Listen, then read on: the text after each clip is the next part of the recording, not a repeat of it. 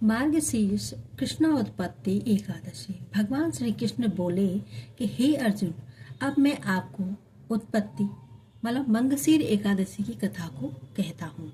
ध्यान से श्रवण कीजिए। एक बार मुर नामक बहुत बलवान राक्षस ने सभी देवताओं को युद्ध में हराकर स्वर्ग का राज छीन लिया।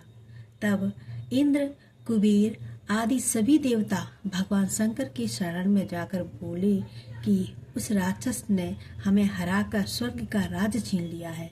आप उसे मारकर स्वर्ग का राज हमें दिलाकर हम पर कृपा कीजिए।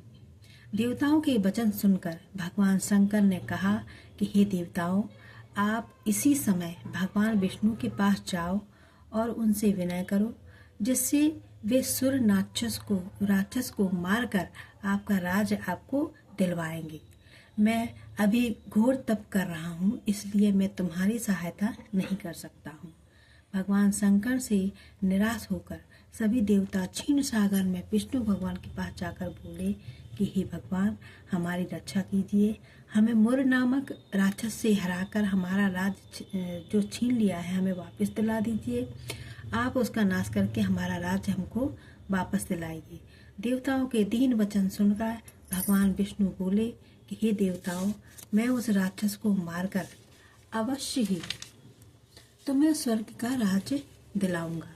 इस प्रकार कथा सुनाते हुए भगवान श्री कृष्ण ने अर्जुन से कहा कि हे अर्जुन, भगवान विष्णु और मुर राक्षस में घोर संग्राम हुआ। भगवान ने सोचा कि अगर एकादशी के दिन राक्षस को मारता हूँ तो देवता लोग दुखी होते हैं।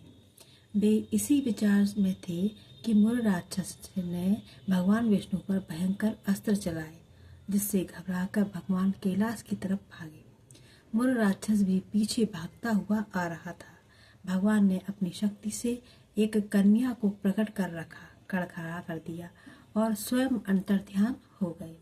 जब मुर राक्षस कन्या के पास पहुंचा तो कन्या ने अपने शस्त्र से राक्षस का सिर धड़ से अलग कर दिया। राक्षस के मरने से देवता जो है प्रसन्न हुए और उस देवी की अनेक रूप से स्तुतियां की। इसके बाद भगवान विष्णु ने प्रकट होकर देवी से कहा कि हे देवी, आज से तुम्हारा नाम एकादशी है, क्योंकि तुमने मार्गशीर्ष एकादशी को प्रकट होकर मुर नामक राक्षस को मारा है। जो व्यक्ति श्रद्धा और भक्ति से तुम्हारी पूजा करेगा वह संसार के सुखों को भोगता हुआ अंत में विष्णु लोक को प्राप्त करेगा। यह कथा श्रवण कर श्री कृष्ण बोले कि हे अर्जुन, इस प्रकार जो मनुष्य एकादशी का व्रत करता है वह सब दुखों से छूटकर सुखी रहते हुए अंत में स्वर्ग धाम को प्राप्त करता है। इसलिए संसार के सब सुखों को पाने के लिए एकादशी के दिन निराहार रहकर द्वादशी के दिन किसी दीन दुखी ब्राह्मण को भोजन कराकर स्वयं भोजन करना चाहिए। फलाहार इसमें क्या होता है? इस दिन विष्णु का पूजन तथा सेवा करनी चाहिए। इस दिन गुड़ एवं बादाम का आप फलाहार ले सकते हैं।